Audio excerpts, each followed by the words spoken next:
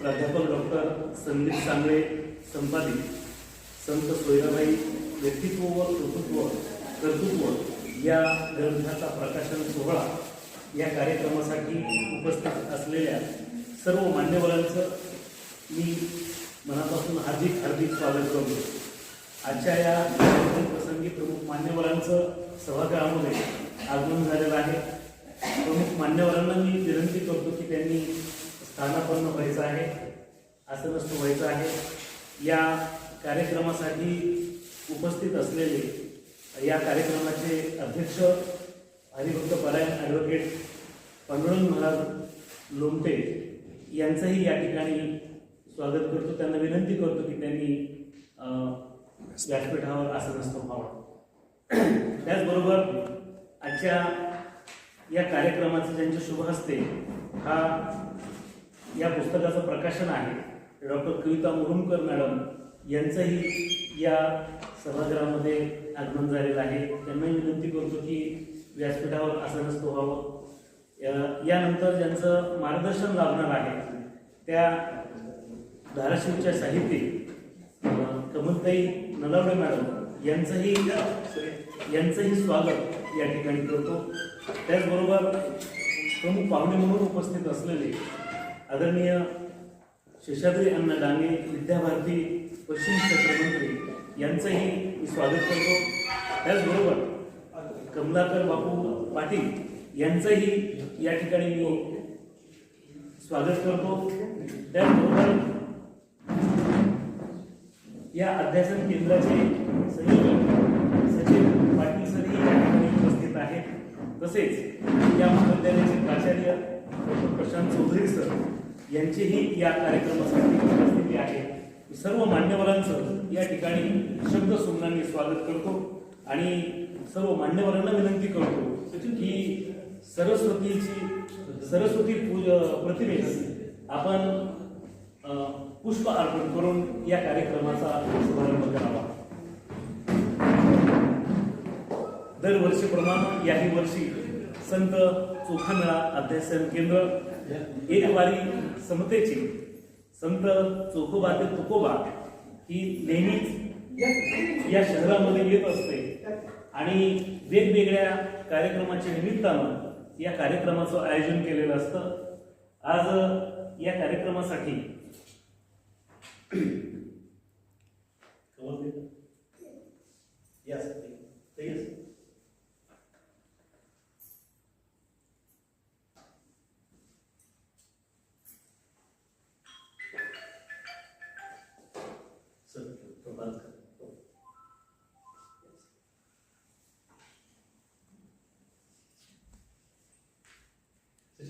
पूजा पुरतं तरी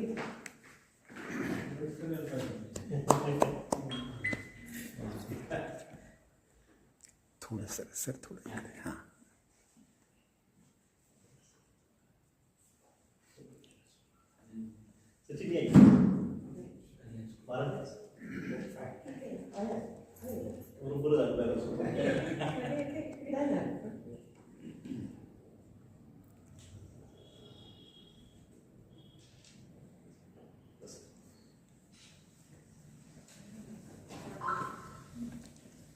प्रतिमा पूजनानंतर या कार्यक्रमासाठी उपस्थित असलेल्या सर्व मान्यवरांचं या ठिकाणी स्वागत होत आहे।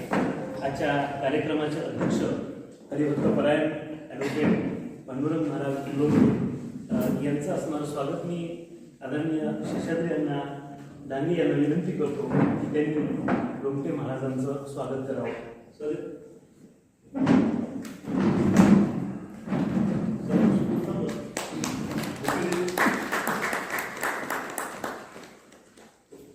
या कार्यक्रमासाठी ज्यांचं मार्गदर्शन लाभणार आहे त्या आदरणीय कमलताई नलावडे मॅडम यांचं असणारं स्वागत मी डॉक्टर सुलभा देशमुख मॅडम यांना विनंती करतो की कमलताईंचं स्वागत त्यांनी करावं।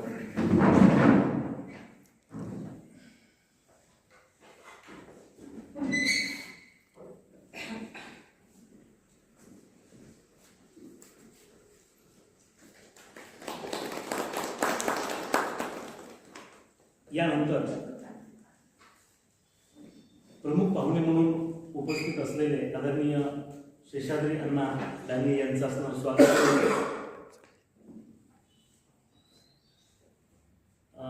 डॉक्टर कविता मुरुमकर मॅडम यांचं असणारं स्वागत.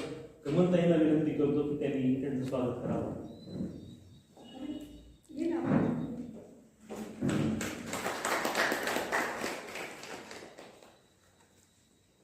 त्यानंतर आदरणीय अण्णांचं स्वागत मी चौधरी सरांना विनंती करतो की त्यांनी अण्णांचं स्वागत करावं.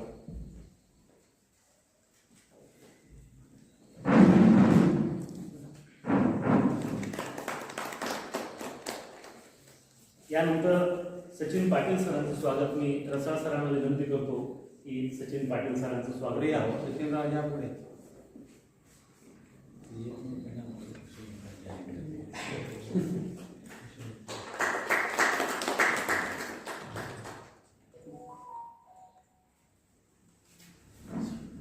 या स्वागताच्या कार्यक्रमाच्या नंतर मी प्रास्ताविक करण्यासाठी संत चोखामेळा अध्यासन केंद्राचे संयोजक मी सचिन पाटील सरांना विनंती करतो की त्यांनी या कार्यक्रमाचं प्रास्ताविक करावं.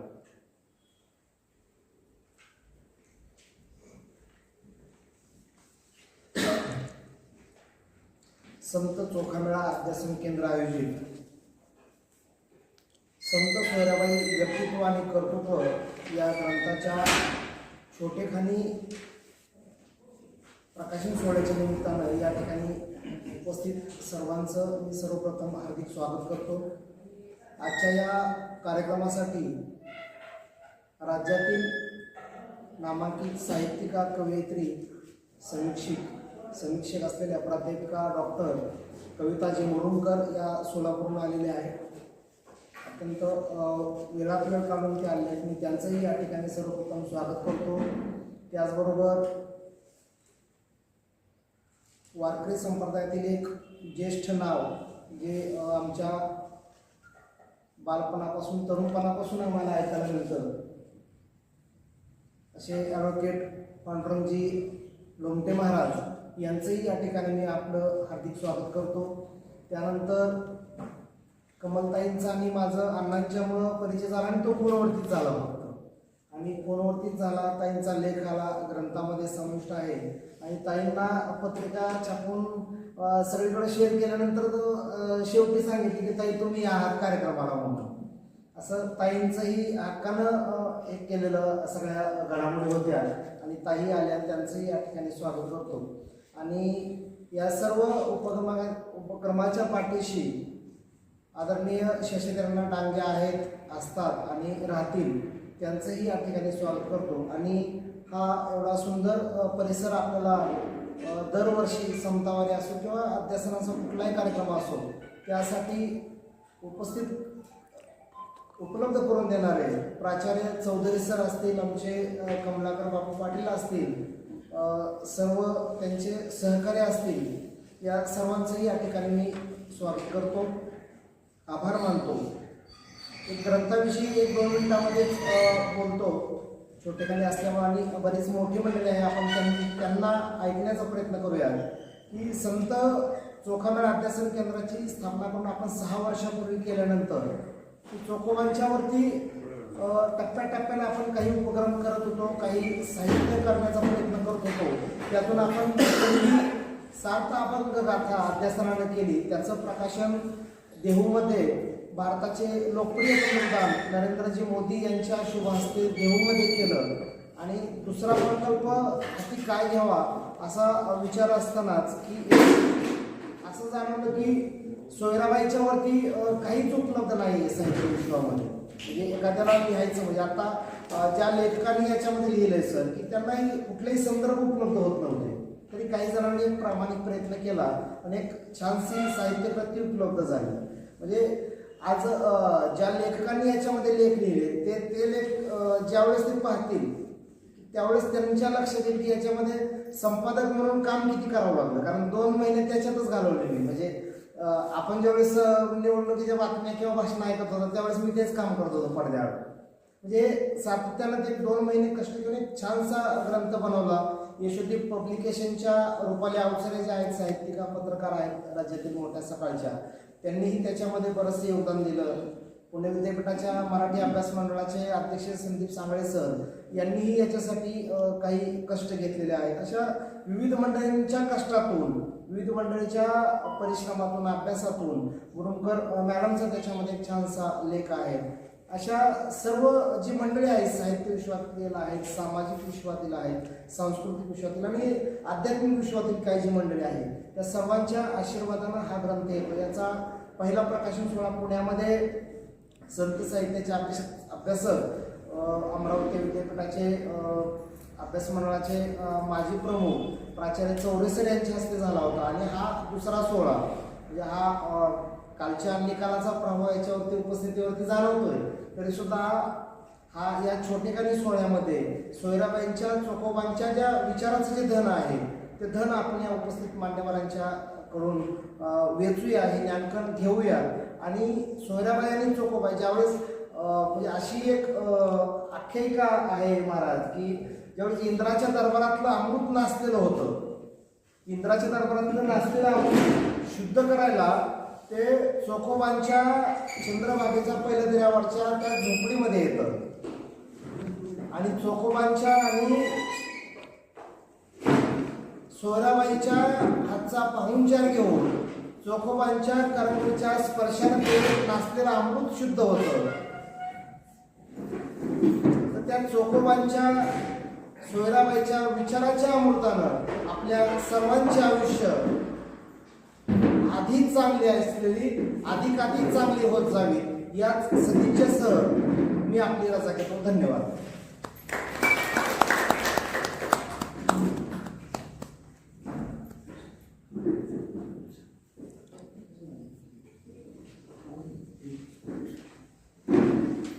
या वास्तविकाच्या नंतर मुख्य कार्यक्रमाला सुरुवात होत आहे. आजचा हा जो संपादित ग्रंथ आहे तो प्राध्यापक डॉक्टर संदीप सांगळे आणि सचिन पाटील सर यांनी संपादित केलेला आहे. संत सोयराबाई व्यक्तित्व आणि कृतित्व या ग्रंथाचं प्रकाशन डॉक्टर कविता मुरुमकर मॅडम, त्याचबरोबर व्यासपीठावरील सर्व मान्यवर मी यांना विनंती करतो की आजच्या या पुस्तकाचं त्यांनी प्रकाशन करावं.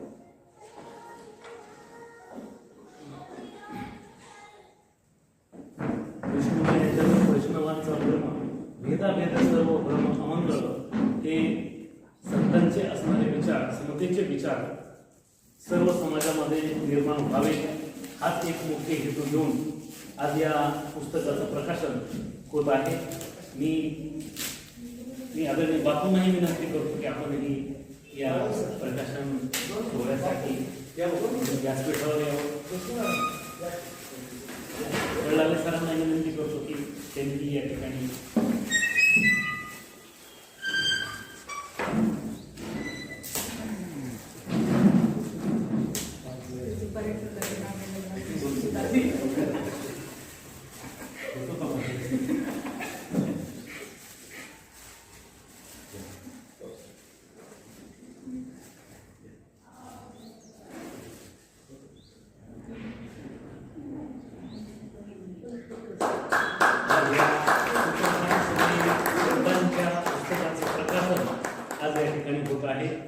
अगदी सर्वांसाठी ही एक आनंदाची गोष्ट आहे की संतांचे विचार समाजामध्ये निर्माण व्हावेत आणि ते शेवटपर्यंत टिकून राहावेत यासाठी सर्वजण ही मंडळी प्रयत्न करत आहेत. या पुस्तक प्रकाशनाच्या नंतर आजच्या या कार्यक्रमाच्या मार्गदर्शिका आदरणीय सुमनताईंना विनंती करतो की त्यांनी या प्रसंगी मनोगत व्यक्त करावं.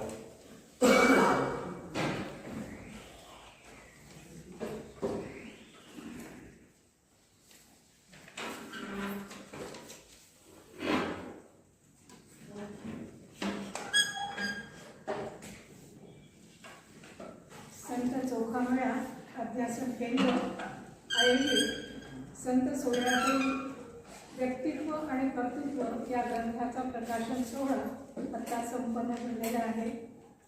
या ठिकाणी व्यासपीठावर उपस्थित असणारे, त्याशिवाय आस्थेनं आणि प्रेमानं या ठिकाणी असणारे प्रेक्षक श्रोता यांचंही मी या ठिकाणी स्वागत करते. कार्यक्रमाचे अध्यक्ष व लोमटे महाराज, त्यानंतर प्रमुख अतिथी शेषा वेदांते आणि ज्यांच्या शुभ हस्ते या ग्रंथाचं प्रकाशन त्या डॉक्टर कविता मुरुमकर, या सर्वांना मनपूर्वक नमस्कार. आज मला या कार्यक्रमाचं मार्गदर्शक म्हणून या ठिकाणी भूमिका वठवायची आहे. माझा स्वतःचा लेख त्या ठिकाणी ग्रंथामध्ये आहे. तो विचार या ठिकाणी मला सांगायचा होता, पण मार्गदर्शक म्हटल्यानंतर जी भूमिका असते ती मला या ठिकाणी प्रामुख्याने मांडायची आहे. संत चोखा काय किंवा सोयराबाई काय यांना आपण उजेडात आणताय म्हणून सचिन पाटील सर यांचं मी या ठिकाणी मनपूर्वक कौतुक करते. उपेक्षित असणारे जे घटक समाजामध्ये आहे, शतकानुशतकं त्यांना आपण अजूनही ओळखत नाही. मी खरंच या ठिकाणी प्रामाणिकपणे सांगते, सोयराबाईंचे अभंग मी पाटील सरांकडून मागून घेतले आणि त्याचा अभ्यास करून मग माझं लेखन झालेले. अशी आज आमची स्थिती आहे. तर बहुजन समाजाचा किंवा सर्व लोकांचं काय अवस्था असेल अशी एक शंका माझ्या मनामध्ये आलेली होती. त्या पद्धतीनं वाचन, लेखन आणि नंतर या ठिकाणी प्रकट होण्याचा विचार माझा आहे. अत्यंत मनापासून संदीप सांगळे सर आणि सचिन पाटील यांचं कौतुक करून चोखामेळ आणि त्यांच्या कुटुंबाचं या ठिकाणी मी स्मरण करत आहे. खरं तर हा चोखामेळाचा जो कालखंड आहे, संतांचा जो कालखंड आहे, तो 11व्या-12व्या शतकापासून सुरू झालेला आहे. त्यावेळेचा समाज कसा होता, त्यावेळची राजकीय स्थिती कशी होती, सामाजिक स्थिती कशी होती, याचा जर आपण विचार केला तर आपल्याला सगळ्यांना हे माहीत आहे. परकीयांचं आक्रमण झालेलं होतं, परकीय सत्ता या ठिकाणी राज्य करत होती आणि परकीयांचं राज्य शासन या ठिकाणी या महाराष्ट्रात, अखिल महाराष्ट्रात होतं. संपूर्ण समाज हा विस्कळीत झालेला होता, अत्यंत अस्वस्थ होता. परकीयांचं आक्रमण झाल्यानंतरची समाजाची स्थिती असते अत्यंत भयप्रद अशी अवस्था त्यांची असते. शासनकर्त्यांचा जाच, जुलूम, छळ आणि पिळवणूक या सगळ्याला ही जनता बळी पडत होती. धर्माचं ज्ञान असावं, अध्यात्माचं ज्ञान असावं असं तर या बहुजन समाजाला अजून माहीत नव्हतं, कारण शिक्षण नाही. धर्मग्रंथात काय लिहिलेलं आहे हे एका विशिष्ट जातीपुरतं मर्यादित झालेलं होतं आणि त्या ठिकाणचं जे ज्ञान आहे ते बहुजन समाजाला मिळावं अशी शूद्रातिशूद्र लोकांना अधिकार होता. जाती व्यवस्था एवढी तीव्र होती, इतकी कडक होती की या शूद्र लोकांना समाजामध्ये वावरत असताना त्यांच्या सावलीचा सुद्धा विटाळ होत होता. अशी सगळी स्थिती आहे. मंदिरात जायला प्रवेश नाही, मंदिराच्या पायरीजवळ उभं राहायला स्थान नाही. गावात असणारं एखादं मंदिर असेल, त्या ठिकाणी भजन कीर्तन होत असतील, अभंग गायन होत असेल, त्या ठिकाणी त्यांना जायला अधिकार नाही.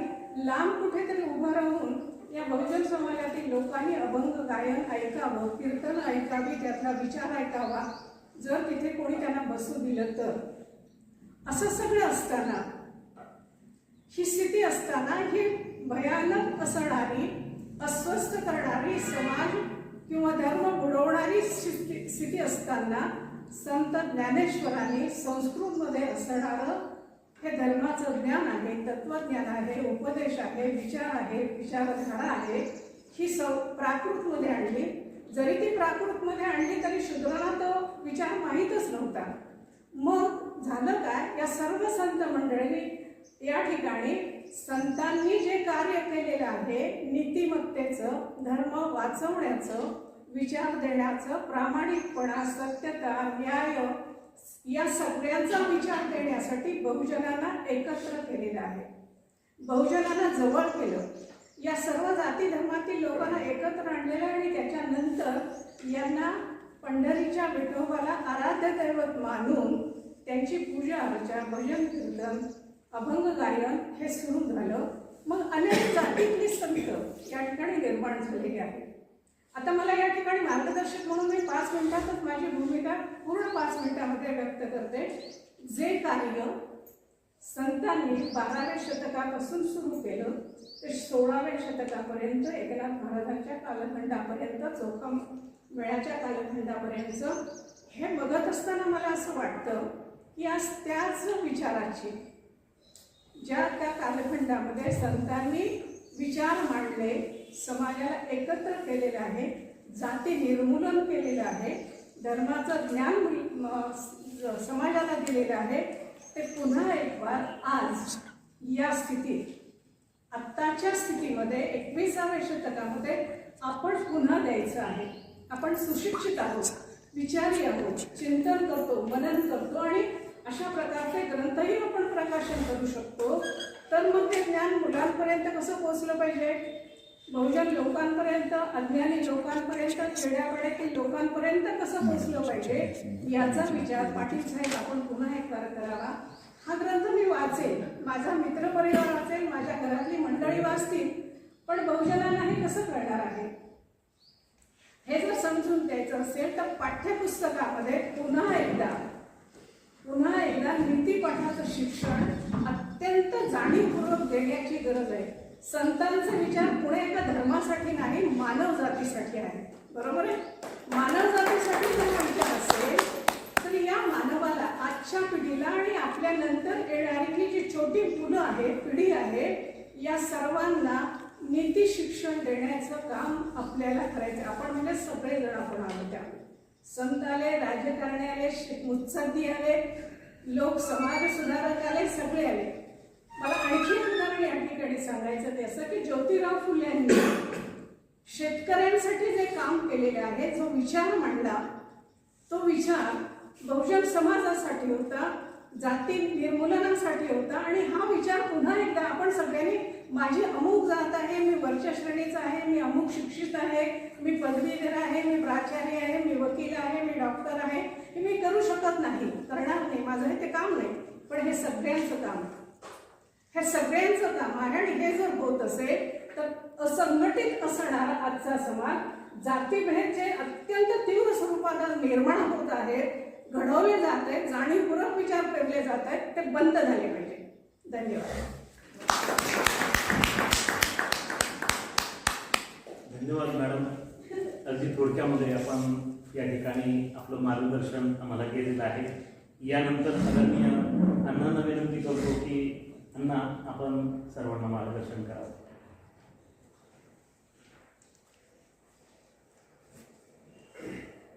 संत सोयराबाईच्या पुस्तक प्रकाशनाच्या निमित्तानं मला इथं व्यक्त होण्याची संधी मिळते.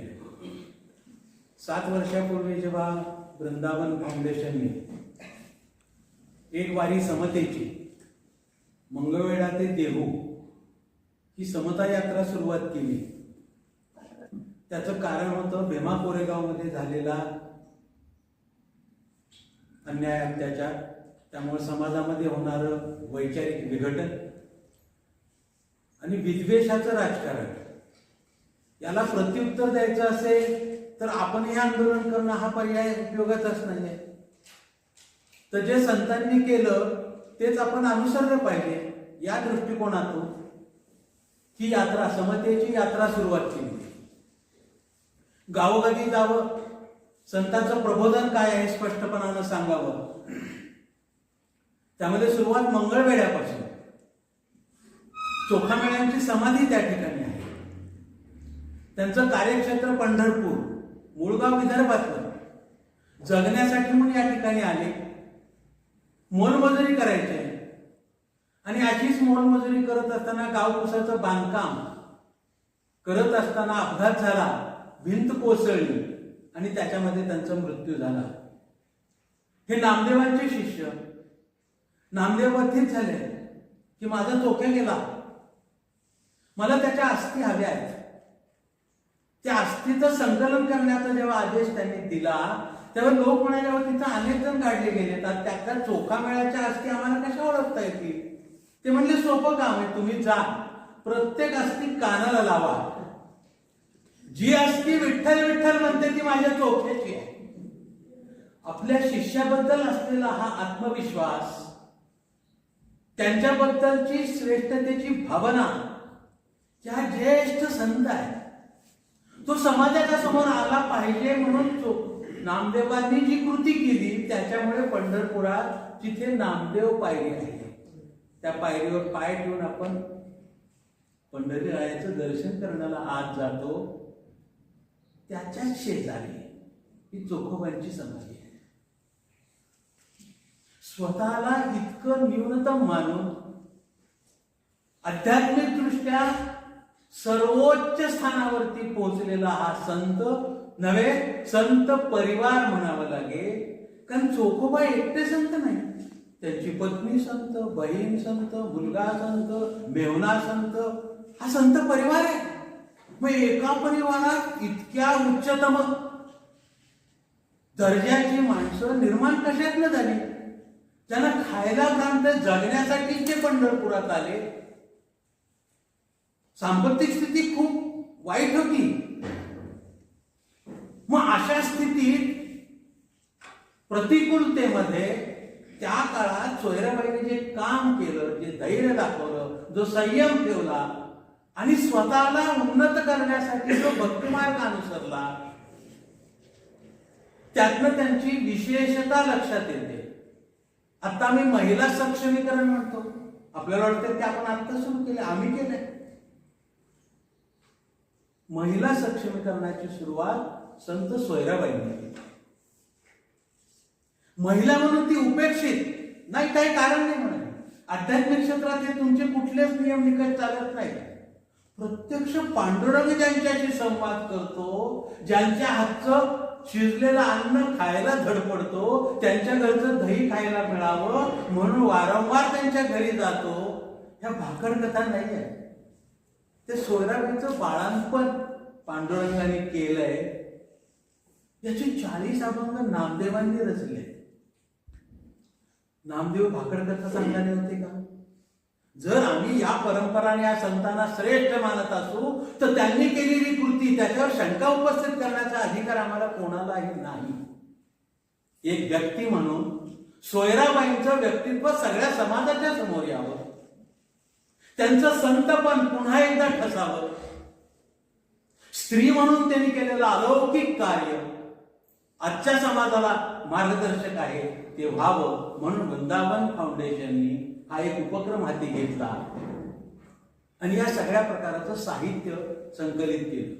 आपल्या धाराशिवला असणारं जे अक्षरवहीत साहित्य मंडळ आहे महिलांचं, 40-45 महिला एकत्रित आहेत, कविता करतात, कथा लिहितात, गझल करतात.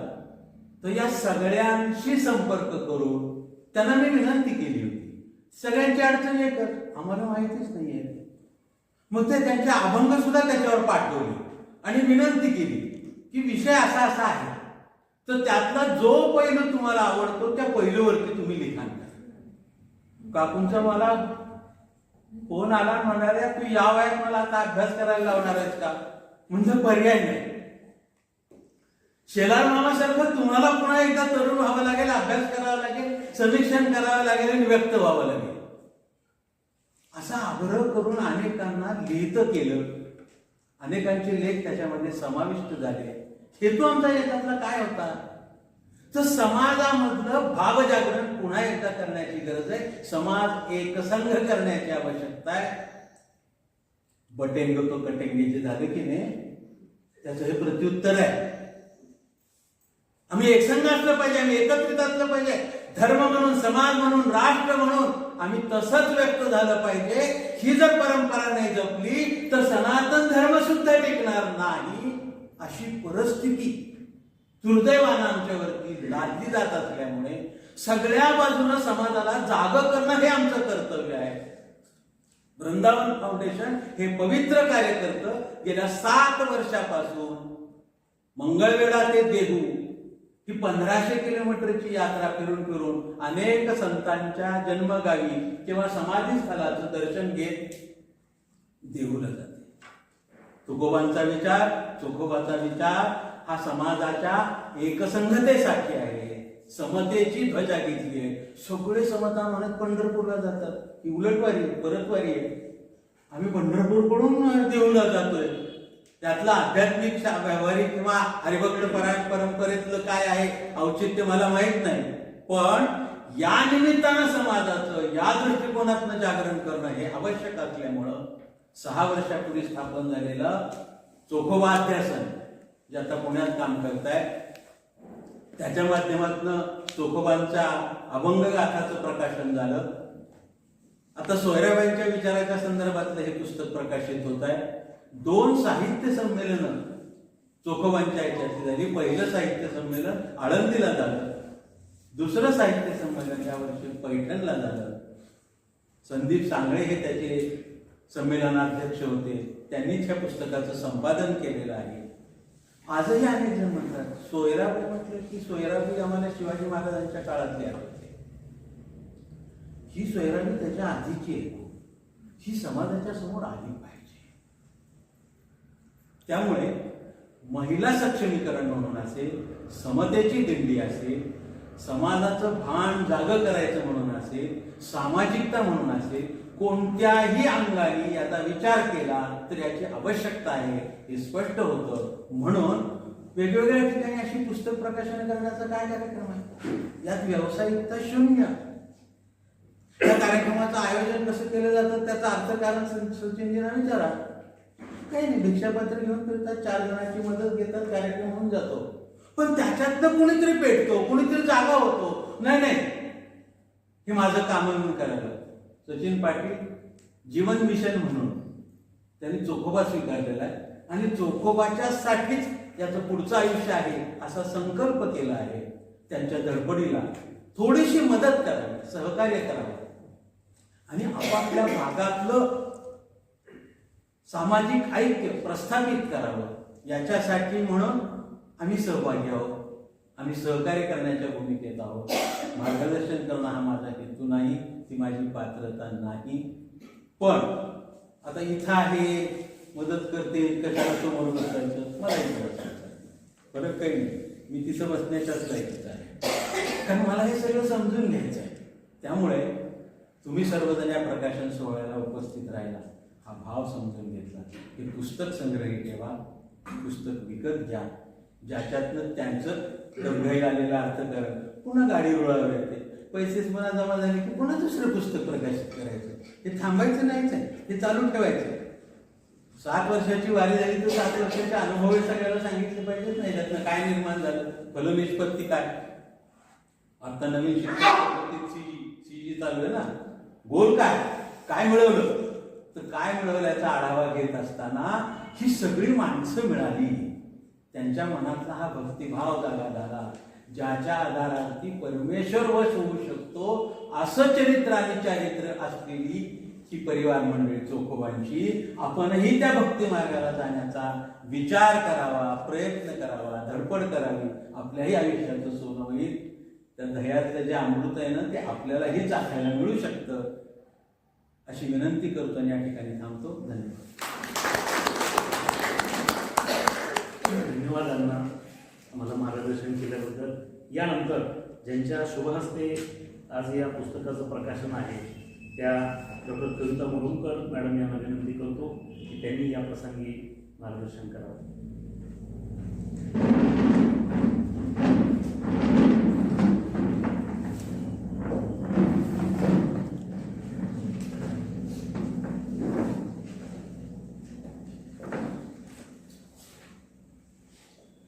व्यासपीठावरील मान्यवर आदरणीय लोमटे सर, आदरणीय डांगे सर, मॅडम, प्राचार्य चौधरी सर, या सभागृहात उपस्थित असलेले महिला मंडळ, मला खूप आनंद झाला की महिला उपस्थित आहेत. ॲक्च्युली हे या कार्यक्रमाचं यश आहे खरं तर, कारण रविवार म्हणजे ठेवणीतली कामं असतात स्त्रियांना आणि त्या सोडून ते इथे आल्या. खरं तर हे या कार्यक्रमाचं यश आहे. आदरणीय पाटील सर आणि या सभागृहामध्ये उपस्थित असलेले सर्व वाचक प्रेमी, कारण वाचनावरती प्रेम असल्याशिवाय माणूस त्या ओढीने येत नाही. संत सोयराबाई वक्तृत्व आणि कर्तृत्व ह्या ग्रंथाचे प्रकाशन करणे माझ्यासाठी अभिमानाची आणि आनंदाची गोष्ट आहे. संत चोखामेळा अध्यासन केंद्राचे संस्थापक सचिन पाटील सर आणि संदीप सांगळे सर, जे सावित्रीबाई फुले पुणे विद्यापीठाच्या अभ्यास मंडळाचे अध्यक्ष आहेत आणि नुकत्याच पार पडलेल्या चोखामेळा साहित्य संमेलनाचे पण ते अध्यक्ष होते. मध्ययुगीन कालपटाच्या समग्र पार्श्वभूमीवरती सोयराबाईच्या एका व्यक्तिमत्वाचं इथं आशयसूत्र घेऊन त्यांचं कार्य आणि कर्तृत्व ह्या पुस्तकामध्ये आहे. तर सोयराबाईंच्या व्यक्तिमत्वाचे अनेक पैलू दर्शवणारे लेखन या पुस्तकातून झालेले आहे. हे लेख लिहिणारे अनेक विद्वान आहेत, संत साहित्याचे अभ्यासक आहेत. एखाद्या व्यक्तीवरती लेख लिहित असताना आशयसूत्रामध्ये तोच तो पणा येण्याचा धोका असतो आणि आशयाची पुनरावृत्ती होण्याचा धोका असतो. परंतु या ग्रंथाने किंवा या ग्रंथातील लेखाने सोयराबाईंच्या व्यक्तिमत्वाचे विविध कंगोरे उलगडून दाखवलेले आहेत आणि हेच या दोन्ही संपादकांचे यश आहे असं मला वाटतं. कारण संपादकांची अभ्यासू दृष्टी असल्याशिवाय अशा पद्धतीचं लेखन करून घेणं हे अशक्य आहे. कारण त्यांनी दिलेले विषय अत्यंत उत्तम होते. अनुक्रमणिका पाहिल्यानंतर आपल्या सर्वांना लक्षात येतं. तर त्यामुळे मला ह्या दोन्ही संपादकांचं अत्यंत कौतुक वाटतं. या पुस्तकाचं मुखपृष्ठ आहे ते अत्यंत अर्थवाही आणि बोलकं आहे. मुखपृष्ठाच्या काळ्या रंगाच्या पार्श्वभूमीवरती विठ्ठलाच्या कपाळावरचा चंदनाचा टिळा आहे, दीपमाळ आहे. विठ्ठलाच्या कपाळावरचा चंदनाचा टिळा अर्थातच आपल्याला विठ्ठलाचं प्रतीक आहे आणि हा पार्श्वभूमीचा काळा रंग आहे तो काळोखाचं प्रतीक आहे. काळोख हा इथे काळाचं निर्देशन करतो. कृष्णविवराच्या काळोखामध्ये असंख्य तारे चमकत असतात कारण ते स्वयंभू असतात. स्वयंभू प्रकाश असल्याशिवाय चंद्र, तारे, ग्रह चमकत नाही. इथे काळाच्या मध्ययुगीन काळाच्या आणि त्यानंतर सुद्धा 700 वर्ष ओलांडली तरी सुद्धा सोयराबाईंचं व्यक्तित्व आणि कर्तृत्व स्वयंभू आहे या काळ्या रंगातून निर्देशित होतं. दीपमाळ ही चोखामेळ्याच्या परिवाराचा अस्मितेची गोष्ट आहे आणि श्रद्धेची गोष्ट आहे. त्यांनी पंढरपूरमधून त्यांना हकलून दिल्यानंतर त्यांनी आपल्या झोपडीसमोर दीपमाळ उभी केली आणि त्या दीपमाळेला स्मरण करून त्यांनी विठ्ठलावरची श्रद्धा अढळ ठेवली आपली. कारण अनेक संकट आले, अपमान आले तर त्यांनी श्रद्धा ठेवू दिली नाही. तर त्यांच्या श्रद्धेचं आणि बहुजन अस्मितेचं प्रतीक म्हणजे ही दीपमाळ आहे असं मला वाटतं. या पुस्तकाच्या मल्लपृष्ठावरती सचिन पाटील सर यांनी अत्यंत मोजक्या शब्दामध्ये काव्यमय भाषेमध्ये सोयराबाईंच्या समग्र व्यक्तिमत्वाचं थोडक्यामध्ये सारांश लिहिलेला आहे. तो सुद्धा मला अधिक त्या काव्यओळी बोलक्या वाटल्या. कारण एखाद्या व्यक्तिमत्वाचं अगदी तुम्ही 15-20 ओळीमध्ये एवढं समग्र हे करता त्याच्या अर्थ ते कवीपणाचे आहेत आणि चांगले अभ्यासू आहेत. केवळ त्यांनी काम करायचं म्हणून हे केलेलं नाहीये, अत्यंत जीव ओतून हे काम केलेलं आहे हे याच्यातून लक्षात आलं. एक स्त्री म्हणून आणि एक कवयित्री म्हणून मला या ग्रंथाचे मोल अधिक वाटते. कारण मी स्त्री आहे, मला माहिती आहे, मी समजू शकते सोयराबाईंचं दुःख. एक कवयित्री आहे कारण त्या पण कवयित्री आहेत आणि तसं तर तुम्ही इथे उपस्थित आहात. तुम्हाला आता मी सांगते की स्त्रियांचं स्थान आहे, प्राचीन असो, मध्ययुगीन असो, नाहीतर आधुनिक असो. पुरुष सत्ताक समाज पटलावरती स्त्रियांना जो सामाजिक आणि आंतरिक संघर्ष करावा लागला तो संघर्ष अत्यंत जीवघेणा आहे. तो होता आणि तो आहे. पुरुष सत्ताक समाजपटावरती स्त्रियांची धडपड चालू आहे. ती कशाची धडपड आहे? स्वतःचं अस्तित्व ठसठशीतपणे जाणून देण्याची धडपड आहे आणि ही धडपड मला नेहमी कौतुकास्पद वाटते. स्त्रियांचे दुःख, स्त्रियांचा संघर्ष हा स्थलकाल विशिष्ट नाहीये, तो स्थलकालाच्या पलीकडे आहे. म्हणून तर स्त्रियांनी लिहिलेलं साहित्य हे समकालीन ठरतं. अभिव्यक्त होण्याच्या गरजेतून आणि निकडीतून मानवाने कलेकडं आपलं ओढा ठेवला. की मानवाने काय केलेलं आहे की चित्र काढलं, गायन कला समृद्ध केली, पुन्हा लेखन केलं, नृत्य केलं. पण अभिव्यक्त होण्याचे हे सर्वच मार्ग पुरुषांसाठी सोयीचे होते.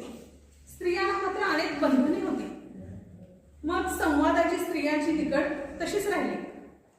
मग काय, बाई घुसमटीत जगू लागली. एकाकीपणाच्या कोशामध्ये जगू लागली आणि संवादाची निकड तिने कशी भागवली तर ती भातुकलीच्या खेळामध्ये चूल बोळक्यांशी बोलू लागली, स्वयंपाकघरातल्या रिकाम्या भांड्यांशी बोलू लागली, पाण्यातल्या तान्ह्या बाळाशी बोलू लागली. मला अंगावर शार आलाय पाण्यातल्या, कारण हे आपण केलेले बायका एकट्या बडबडतात बरं का. पाण्यातल्या तान्ह्या बाळाशी बोलू लागली, देवघरातल्या देवांशी बोलू लागली, घरातल्या भिंतींशी बोलू लागली, अंगणातल्या रांगोळीतल्या रंगरेषांशी बोलू लागली, अंगणातल्या झाडाशी बोलू लागली, भरतकामाच्या टाक्याशी बोलू लागली आणि बाईने संवादाची निकड भागवली. त्यानंतर बाईने आपल्या सोयीची एक वाट शोधली, ती म्हणजे गीतांची, ओव्यांची, अभंगाची, कवितेची. आणि लोकसाहित्यामध्ये स्त्रीगीत हा बाईच्या अभिव्यक्त होण्याचा ऐवज आहे किंवा बाईच्या मनाचा आरसा येतो. बाई आपली सुख दुःख सगळी या गीतातून व्यक्त करू लागली आणि भारतीय साहित्य परंपरेला एक मोलाचा ऐवज मिळाला. तर बायकांनी हे जे केलेलं आहे हे फक्त त्या काळातच केलं का? नाही. तर तुम्ही त्याच्या पुढे आल्यानंतर मध्ययुगीन कालखंडामध्ये संत कवयित्रींचे योगदान मोलाचं आहे आणि ते केवळ महाराष्ट्रातच नाही तर भारतीय साहित्यामध्ये स्त्रियांनी दिलेले हे योगदान अत्यंत महत्वाचं आहे.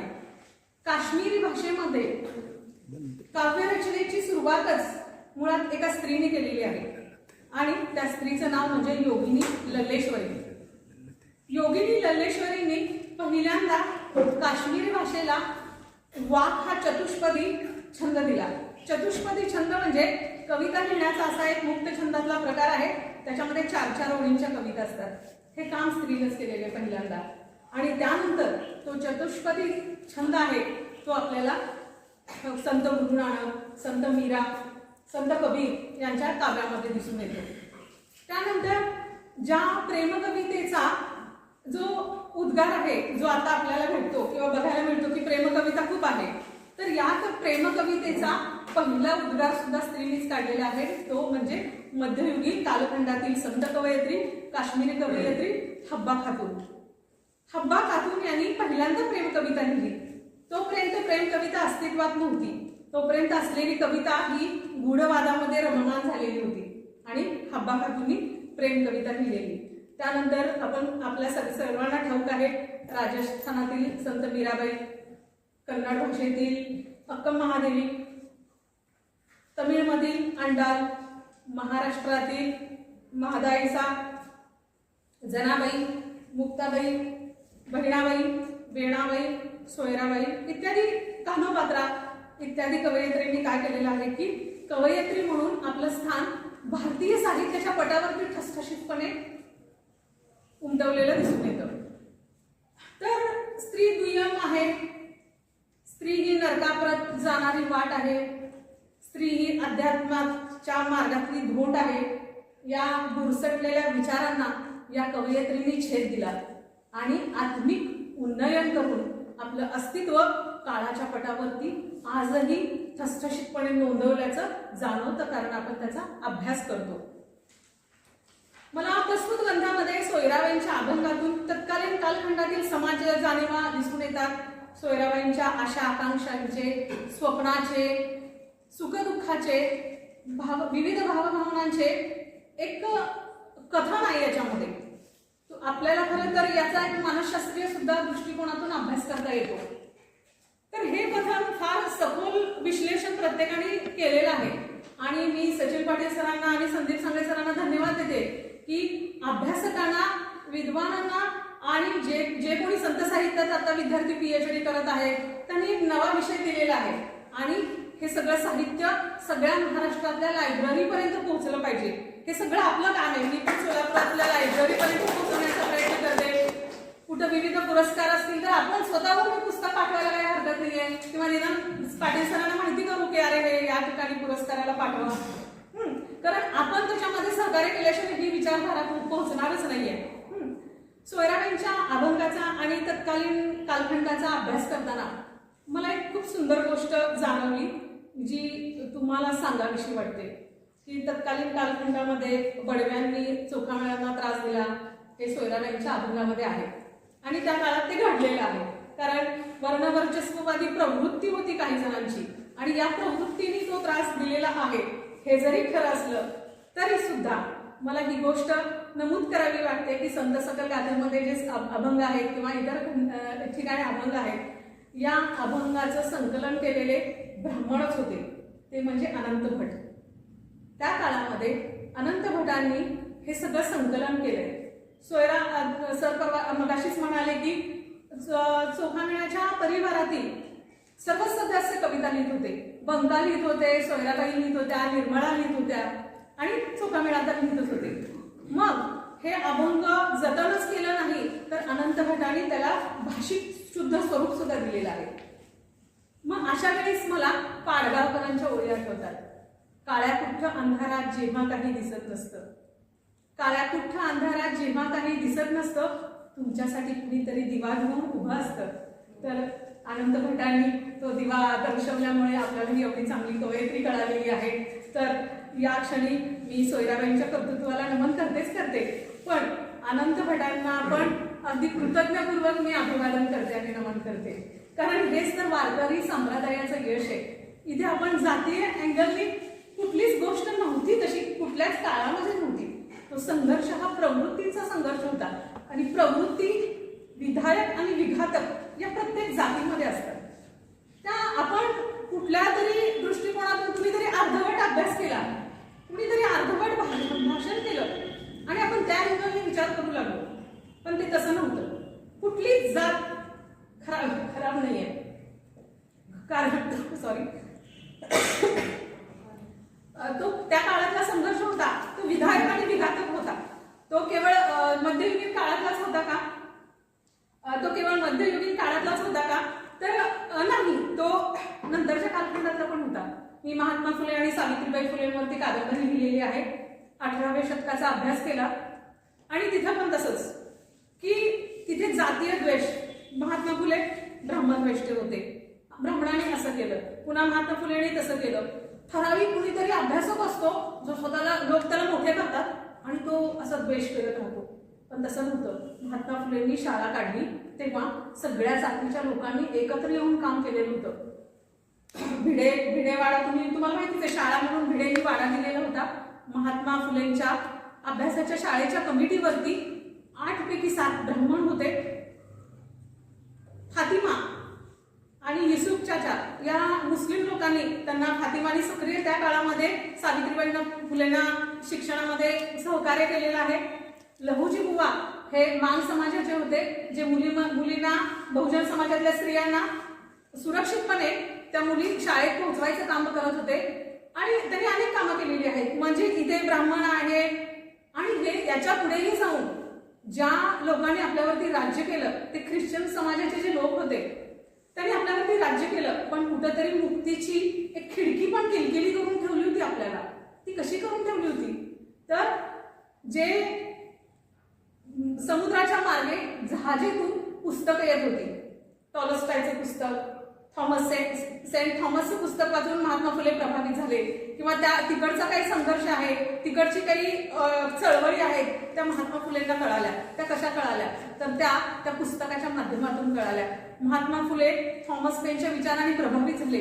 थॉमस पेनचं जर पुस्तक महात्मा फुलेंना मिळालंच नसतं तर त्यांना ही विचारधारा, त्या चळवळीचं बळ मिळालं असतं का?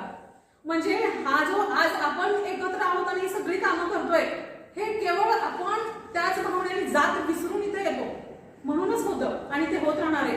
आणि विघातक प्रवृत्ती तेव्हाही होती, आता दिवसेंदिवस वाढत आहे. पण आपण खूप ठोसपणे हा अभ्यास केला पाहिजे आणि विचारधारा लोकांपर्यंत पोहोचवली पाहिजे. आणि मला खूप आनंद वाटतो आहे की वृंदावन फाउंडेशन आणि संत चोखामेळ्याच्या अध्यासन केंद्राचे संस्थापक सचिन पाटील सर, आदरणीय डांगे सर किंवा अनेक जे त्यांना सहकार्य करणारे जे लोक आहेत ते खूप चांगलं काम करत आहेत आणि आता सध्या तर ही गरजच आहे. तर मला वाटतं की life is always something beyond it. Life is always something beyond it. जीवन विकृतीशी जोडलं की कुरूप होतं. जीवन विकृतीशी जोडलं की पूरक होतं. जीवन वस्तूंशी जोडलं की चंगळवादी होतं. जीवन मूल्यांशी आणि विचारधारेशी जोडलं पाहिजे, मग ते सुंदर होतं आणि फुलत जातं. संत चोखामेळा अध्यासन केंद्र आणि वृंदावन फाउंडेशननी हे जीवन मूल्यांशी आणि विचारधारेशी जोडण्याचा प्रयत्न केलेला आहे आणि त्यांच्या या कामाला माझ्या शुभेच्छा आणि माझं सहकार्य सदैव असेल. धन्यवाद.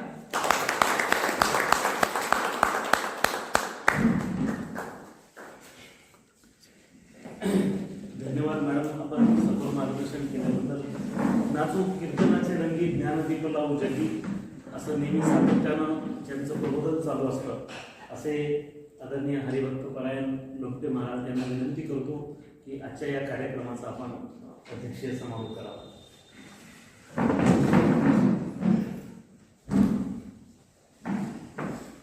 ब्रह्मानंदम परमसुखदम केवलम ज्ञानमुक्ते द्वन्द्वातीतं गगनसदृशं तत्त्वमस्यापि लक्ष्यम् एकं नित्यं केवलवचनं सर्वधी साक्षीभूतं भावातीतं त्रिगुणरहितं सद्गुरुं नमामि.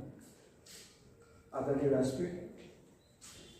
व्यासपीठावर उपस्थित आमचे आदरणीय सहकारी शेषाजी दांडे आमदार, त्यांच्या अमृतवाणीतून आपण अतिशय पवित्र असे विचार श्रवण केलेले आहेत. अशा डॉक्टर कविता मोहनकर आपल्या शहरामध्ये पवित्र भूमीमध्ये ज्यांनी ज्ञान मंदिरातून अनेक विद्यार्थ्यांना घडवलं, अशा आमच्या आदरणीय कमलताई, या कॉलेजचे, ह्या महाविद्यालयाचे ज्ञान मंदिरातून विद्यार्थ्यांना योगदान, शिक्षणाच्या द्वारा मूल्यांकन देणारे आमचे आदरणीय प्राचार्य चौधरी सर, उपस्थित सर्व असणारे मान्यवर. आज खऱ्या अर्थानं योग घडल्याशिवाय जीवनामध्ये कुठली असणारी कृती घडू शकत नाही. योगक्षेम वहान घ्या. कारण श्रीकृष्ण भगवंतांनी 700 वर्षापूर्वी 9व्या अध्यायातील 22व्या श्लोकामध्ये अतिशय सुंदर अशा प्रकारचा विचार मांडला. अनन्या चिंतयन्तो मम ते जना परिभाषते देशादित्यायुक्तानां योगक्षेम वहाम्या. आणि तोच विचाराचा धागा पकडून तो विचार असताना सर्वसामान्य जनता जनार्दनापर्यंत पोहोचण्याचं काम ज्या ज्ञानेश्वर माऊलींनी केलं. अभ्यासोनी गहन पार्थावर ज्ञान, ज्ञानापासून ध्यान विशेषित. माणसाची वृत्ती नेहमी अभ्यासू असली पाहिजे. अभ्यासातून त्याला ज्ञान प्राप्त होतं, पण ज्ञान म्हणजे सर्वस्व नाही. कधी कधी माणसाला ज्ञानाचा सुद्धा अहंकार येत असतो. नवल अहंकाराची मोठी विशेष नवगे अज्ञान पडते. पण सज्ञानाची झोंबे कंठी नाना संकटी नाचली. म्हणून त्या ज्ञानाला पचवण्यासाठी सतत त्याचं ध्यान असलं पाहिजे. आणि ते ध्यान जर आपण केलं गेलं तर निश्चितपणाने त्याला त्याचं विस्मरण कधी होऊ शकत नाही. वक्तृत्व, नेतृत्व आणि कर्तृत्व हा त्रिवेणी संगम क्वचित ठिकाणीच आपल्याला पाहायला मिळतो. काही लोकांकडे वक्तृत्व असतं परंतु नेतृत्व नसतं. काही लोकांकडे वक्तृत्व असतं, नेतृत्व असतं, पण कर्तृत्व झिरो असतं. पण काही व्यक्तीकडे वक्तृत्व आहे, नेतृत्व आहे, कर्तृत्व आहे, पण सेवावृत्ती त्यांनी आपल्या जीवनामध्ये कधीच सोडलेली नसते. ती नेहमी जमिनीवर असतात. विज्ञानानं प्रचंड प्रगती केलेली आहे. विज्ञानाने केलेल्या प्रगतीचा निश्चित आपल्याला स्वाभिमान आहे. आदरणीय सचिन पाटीलजी, प्राध्यापक आमचे संदीपजी सागवे यांचे फार मोठे ऋण आहेत. आज त्यांनी ते फार मोठे असणारे ज्ञानाची स्टोरी आपल्यासाठी एकत्रित करून ठेवली. माझ्यासमोर सर्व जाणकार असणारी मंडळीत उपस्थित. आमचे वकील व्यवसायातले आमचे सुद्धा आहेत त्या ठिकाणी. आमच्या तेलकर मॅडम आहेत, आमच्या मामुनीताई आहेत, सर्व मान्यवर त्या ठिकाणी उपस्थित. संगीत क्षेत्रातले एक दर्जेदार व्यक्तिमत्व आमचे सरकारचे बापू देशपांडे या ठिकाणी उपस्थित आहेत. आपल्याच महाविद्यालयातून अनेक विद्यार्थ्यांना घडवणारे आदरणीय प्राध्यापक एकनाथ तथा प्रमोदजी पाटील यांची या ठिकाणी उपस्थिती आहे.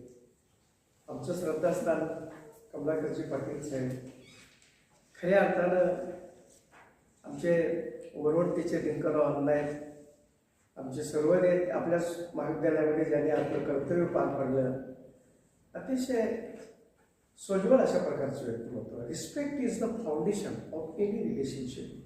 हे शिकायचं असेल तर अशा व्यक्तिमत्वातून आपल्याला शिकायला मिळत असतं. खऱ्या अर्थानं संतांचे महान उपकार आहेत आपल्या जीवनामध्ये. कारण भगवंत हा सर्व व्यापक आहे, पण तो निर्गुण निराकार दिसत नाही. याचा अर्थ तो नाही का आहे. हवा आमच्या अंगाला स्पर्श करून जाते पण दिसत नाही, ती निर्गुण आहे. परंतु ती हवा निश्चित आमच्या अंगाला स्पर्श करून गेलेली आहे याची आम्हाला जाणीव होते. फुला सुगंध आहे, परंतु फुलातला सुगंध दिसत नाही, याचा अर्थ सुगंध नाही का. तसं संचलन करत असताना आमच्या माऊलीने अतिशय गोड अशा प्रकारचा आपला असणारा विचार या ठिकाणी व्यक्त केलेला आहे. निश्चित फुलामध्ये सुगंध आहे, पण फुलातला सुगंध सेवन करण्यासाठी साधक रूपी भ्रमर बनावं लागतं माणसाला.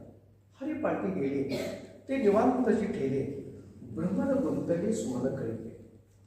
आता वास्तविक पाहता फुलाच्या जवळ रात्रंदिवस बिडू बसलेला आहे, पण त्या बेडकाला फुलाचं महत्वच कधी कळालेलं नाही. काही काही माणसं नेहमी आपल्या सानिध्यात असतात, पण त्याला कधीच त्याचं महत्व कळालेलं नसतं. अति परिचयामध्ये ती निश्चितपणाने ग्राह्य होतात, काय म्हणत असते, अवज्ञा होत असते. निश्चितपणाने आपण पाहतो तसं बेडूक रात्रंदिवस फुलाच्या जवळ बसलेलं आहे, परंतु त्या बेडकाला कधीही फुलाचं महत्व कळालेलं नाही. तो जवळ बसतो परंतु चिकनच खाण्याचं काम करतो. काकमलकंद आणि दरगोडी नागमनुके एकेची घरी परी परागो सेवेचे भ्रमरी एरा चिकनची मुले. ज्ञानोबा रायांनी ज्ञानेश्वरीमध्ये 9व्या अध्यायामध्ये आपला विचार असताना व्यक्त केलेला आहे. त्याच्या पूर्वीच्या ओळीमध्ये ते सांगतात, पाहे पा दूध पवित्र आणि गोड पाशी त्वचेची या पदरा आलं परी ते आविर्णे गोचिड अशुद्ध कायदे शिवी. गाईच्या काशीत गोचिड बसलेला आहे हो. पाहणारा वाटतो काय गोचिड भाग्यवान, गोचिडाला दररोज दूध प्यायला मिळत असेल, पण गोचिड 24 तास जरी त्या गायीच्या काशीमध्ये बसलेला असला तरी तो रक्ताचं सेवन करतो. परंतु दूरवर बांधलेलं वासरू मात्र काही क्षणासाठी सोडलेलं असतं. आपल्या आईजवळ येतं, मोठ्या प्रेमानं ढुसण्या मारायला सुरुवात करतात आणि त्याच वेळेला आई रूपी गाईला प्रेमाचा पाला सुटतो आणि ते बिटक्या मारत मारत पवित्र आणि गोड दूध असताना ते वासरू प्यायला सुरुवात करतात. आम्हाला वाचण्यासारखं बघतायला पाहिजे साधक रूपी. कारण साध्याची प्राप्ती करून घ्यायची असेल, what is the aim of life. आपल्या जीवनाचं ध्येय मात्र पक्का असलं पाहिजे. गंगा सम फॉर एक्झाम्पल म्हणून तुकोबरायांनी विचार मांडलेला आहे. गंगा निघालेली सागराच्या भेटीसाठी, पण त्या गंगेला सर्वच प्रदेश मनासारखे मिळत नाही. कधी अनुकूल येतात प्रसंग, कधी प्रतिकूल प्रसंग येतात आपल्या जीवनामध्ये. कधी लोक स्तुती करतात आपली, कधी लोक निंदाही करत असतात. आपल्याला अनेक वेळा चढ उताराचे प्रसंग जीवनामध्ये भोगावे लागत असतात. तसं नदीला कुणी नकाशा काढून दिलेला नसतो, पण ती नदीच आपला नकाशा तयार करत असते, आपला मार्ग तयार करत असते.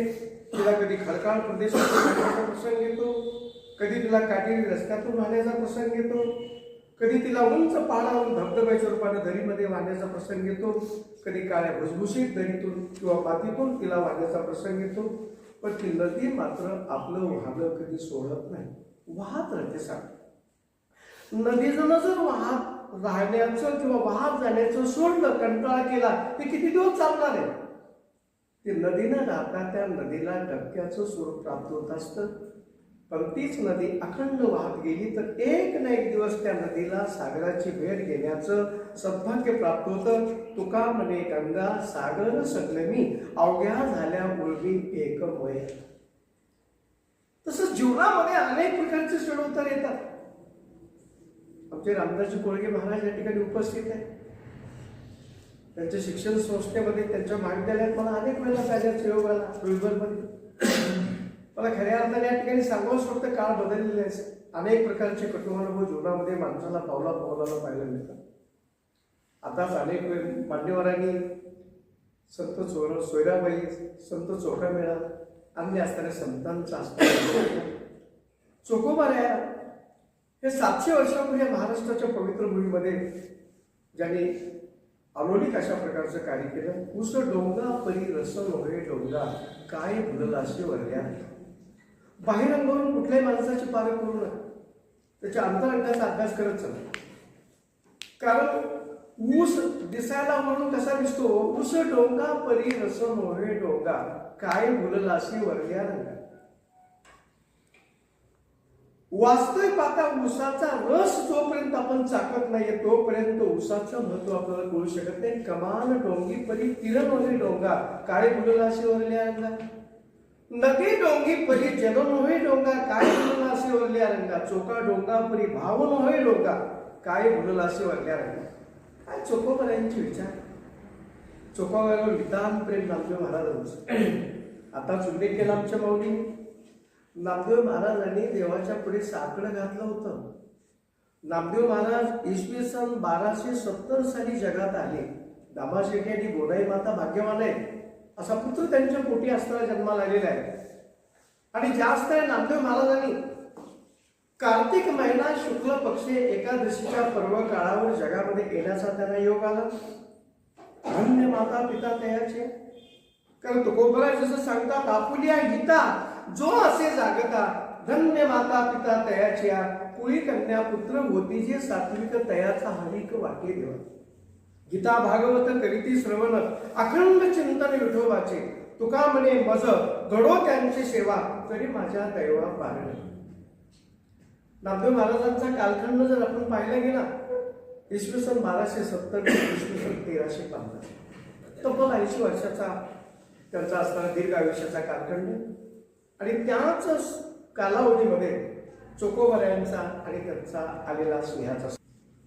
आमच्या माऊलीने मागाशी सांगितलं की काम चालू होतं आणि काम चालू असताना अपघात घडला. त्या भिंतीमध्ये ते गाडले गेले आणि साक्षात निर्गुण निराकार परमेश्वरांनी नामदेव महाराजांना सूचना केली, जा माझा चोकोबा, माझा चोख वागणारा माझा चोकोबा आणि घेऊन यायचे. गेले नामदेव. त्या भिंतीमध्ये शोध चालू केलेला आहे. ओळखता येत नाही कोणते चोकोबा आहेत. परत आलेले आहेत, भगवंताला सांगायला सुरुवात करतात तेव्हा मला ओळखता येत नाहीये. त्याच वेळेला अण्णांनी सांगितल्याप्रमाणे, अरे नामा जा आणि ज्या अस्थीमधून कानाला तू लाव, विठ्ठल विठ्ठल विठ्ठल असा ध्वनी तुला ऐकायला मिळेल, तीच माझ्या चोकोबाची. आणि त्या चोकोबांना आता सांगितल्याप्रमाणे काही विकृत वृत्तीच्या लोकांनी जो त्रास दिला त्या काळात, सर्वच विकृत नसतात. काही बडव्याला साक्षात्कार झालेला पंढरपूरमध्ये असे काही बडवे घरा नाही की साक्षात विठ्ठलाचा साक्षात्कार त्यांना झालेला आहे. तो परमात्मा आणि अंतरात्मा वेगळा नाहीये. सूर्य आणि सूर्याचं किरण, सूर्याचा प्रकाश वेगळा करता येत नाही. फूल आणि फुलातला सुगंध ऐक्य आहे. तसं सर्व प्राणी मात्रामध्ये परमेश्वर एक आहे. एका काल झाले जीव शिव दोन्ही, एका जनार्दनी ऐशे केली. ही अवस्था खरी अर्थाने व्यवस्था नेहमी आपण प्रपंचामध्ये पाहतो, परंतु अवस्था आपल्याला परमार्थातून शिकायला मिळत असते. आणि जिथे चोकोबारायांचं आज समाधी स्थान आपल्याला पंढरीमध्ये गेल्यानंतर जेव्हा आपण प्रवेशद्वाराकडे जातो, पूर्वद्वाराकडून उजव्या बाजूला आपल्याला चोकोबारायांचं पवित्र असणारं त्या ठिकाणी स्मृती पाहायला मिळते, समाधी स्थान पाहायला मिळते. काही दिवसानंतर जेव्हा नामदेव महाराजांना ज्ञानोबारायाबरोबर अनेक वेळेला त्यांना तीर्थयात्रा करण्याचा योग आलेला होता. ज्ञानेश्वर माऊली तसे वयाने लहान होते नामदेव महाराजांपेक्षा. नामदेव महाराज मोठे होते वयाने, पण जी माणसं विचाराने मोठे असतात ते दुसऱ्याला छोटं कधी समजत नसतात. ज्ञानोबारायांनी भगवंता पुढे साकडं घातलं होतं की आम्ही तीर्थयात्रेला निघालेले, पण तीर्थयात्रा करत असताना आमची इच्छा आहे नामदेव रायाला आम्हाला बरोबर घेऊन जायचं. भगवंतांनी मोठ्या प्रेमानं सांगितलं, नामा म्हणजे माझा प्राण आहे, माझा जीव की प्राण आहे. ज्ञानोबा आहे, तुम्ही मागणी करताय हरकत नाहीये. कारण ज्ञानेश्वर माऊली आणि भगवंत वेगळे नाहीयेत. जोपले ज्ञानजगी हिथं नेणं ते कोणी, अवतार पांडुरंग नाव ठेवी येते ज्ञान. वेगळे नाहीयेत ते. जसं साक्षात महाविष्णूचा अवतार सखा माझा ज्ञानेश्वर आहे. आणि ज्ञानेश्वर माऊली बरोबर मोठ्या प्रेमानं नामदेव महाराज तीर्थयात्रेला गेले. अनेक प्रकारचे त्यांना अनुभव आहे. मला एक सांगायचं आहे, भक्ती आणि ज्ञानाचा सुद्धा माणसाला अहंकार येत असतो. भक्ती सुद्धा पचवता आली पाहिजे माणसाला. आपण वास्तविक पाहता समाजामध्ये वावरत असताना मी काय ते वेगळं असं जगाला कधी दिसता कामा नाही. लहानासारखं वावरता आलं पाहिजे, मोठ्यासारखं वागत आलं पाहिजे, अधिकाऱ्यासारखं वागता आलं पाहिजे, पदाधिकाऱ्यावर पदाधिकाऱ्यासारखं वागता आलं पाहिजे. आमचे आदरणीय चौधरी सर नेहमी अखंड हरिनाम सप्ताहामध्ये उपस्थित असतात. मला आनंद वाटतो, कारण पौर्णिमेचा चंद्र पाहिल्याशिवाय सागराला भरती येऊ शकत नाही. हो, आपल्यासारखे जाणकार महात्मे जेव्हा समोर बसलेले असतात तेव्हा व्यासपीठावर बोलत असताना अशी स्फूर्ती येते. हो, अंतरीचे धावे स्वभावे बाहेरी दरिता परिते आवडेना. तसं नामदेव महाराजांना सुद्धा एकदा अहंकार निर्माण झाला होता. माझ्यासारखा पट्टीचा भक्त कोण आहे, माझ्यासारखं पाठांतर कुणाला आहे, माझ्यावर जेवढं देव प्रेम करतो एवढं प्रेम कुणावर करतोय प्रेम असणार आहे, हे फक्त आमच्या चिमुकल्या मुक्ताबाईंनी ओळखले. मुक्ताबाई म्हणजे ज्याने अंतर्दृष्टीनं माणसाची सायकोलॉजी नेहमी परफेक्ट असली पाहिजे. माझं प्रामाणिक मत आहे. मानसशास्त्र पक्का असलं पाहिजे. आमच्या मुक्ताबाईचं मानसशास्त्र एवढं पक्का होतं. माणसाच्या चेहऱ्यावर सुद्धा काही व्यक्ती त्या व्यक्तीचा स्वभावाचा अनुमान करत असतात. काही व्यक्ती डोळ्याच्या हालचालीतून सुद्धा त्या व्यक्तीच्या स्वभावाची पारख करत असतात. अनेकांनी दर्शन घेतलं नामदेव महाराजांचं. मुक्ताबाई स्तब्ध आहे. ज्ञानेश्वर माऊली बोलतात, मुक्ता दर्शन घ्या. अहंकार आहे त्याला निर्माण झालेलं. हे भांडण वैचारिक विचाराचं वाढत गेलं. आता याच्यात निर्णय देणारा कोण आहे? आता निर्णय देण्यासाठी योग्य व्यक्ती पुढेच ती फाईल गेली पाहिजे तर जजमेंट योग्य येणार आहे. असता जजमेंट पेंडिंग पाडण्यात काय अर्थ आहे? योग्य ठिकाणीच ती गेलं पाहिजे. म्हणून त्यांनी निवड कुणाची केली? हो, वैराग्य राग रसिक गोरबा काकांची निवड केली. गोरबा काकाकडे आले. गोरबा काकांच्या हातात थापट नाही. गोरबा काकांना सांगितलं, अशा प्रकारची जबाबदारी तुमच्यावर हे का अवघड आहे म्हणले. हे तर सोपं काम आहे म्हटले. माझं प्रॅक्टिकली दररोजचं काम आहे म्हटले. कच्चं गाडगं आणि पक्कं गाडगं मी वाचून बघतोय म्हटले दररोज. ही गाडगे तपासायला किती वेळ लागणार आहे आपल्याला. आणि जेव्हा संत संमेलनामध्ये सर्व असणारे महात्मे बसलेले आहेत आणि संत संमेलनामध्ये निवृत्तीनाथ महाराजांच्या डोक्यावर थापटलं मारलेले आहे. ज्ञानेश्वर माऊलींच्या, सोपान देवांच्या, मुक्ताबाई आणि संतांच्या.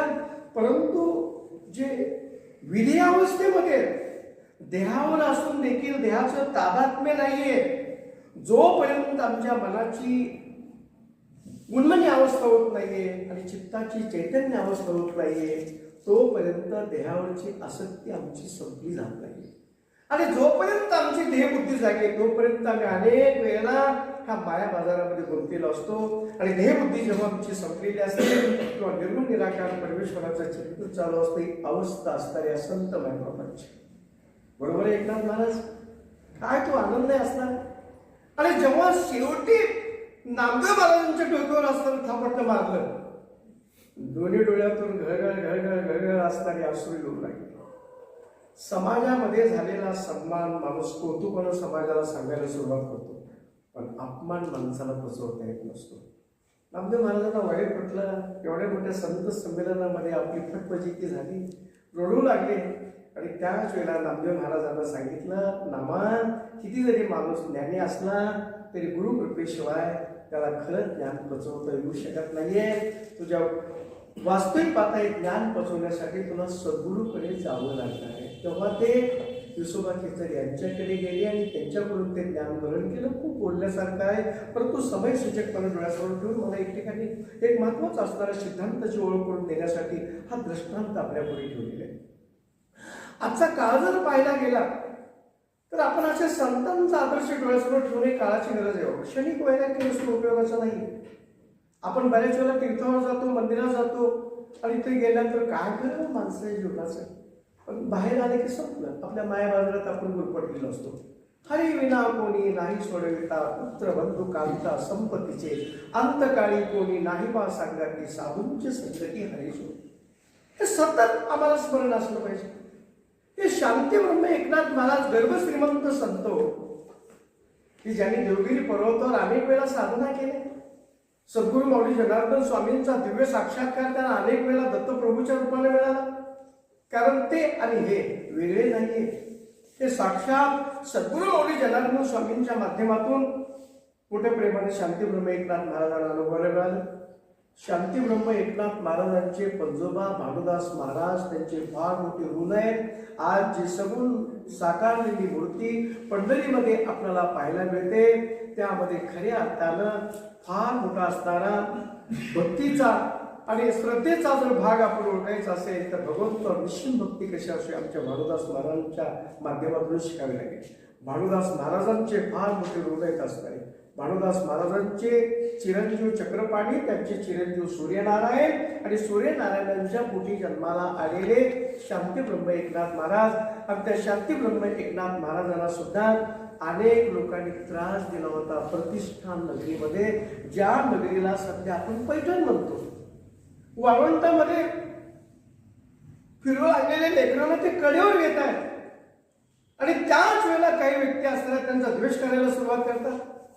आमच्या माऊलींनी सुरुवातीला संचलन करत असताना सुंदर अभंग गायला, विष्णुमय जग वैष्णवांचा धर्म वेदा भेद भ्रम अभंग ऐकाराची तुम्ही भक्त भागवत करालती गीत सत्य करा कोण्याही जीवांचा न मिळो वत्सर वर्म सर्वेश्वर पूजनाचे तुका म्हणे एका देहाचे अवयव सुख दुःख जीव भोग.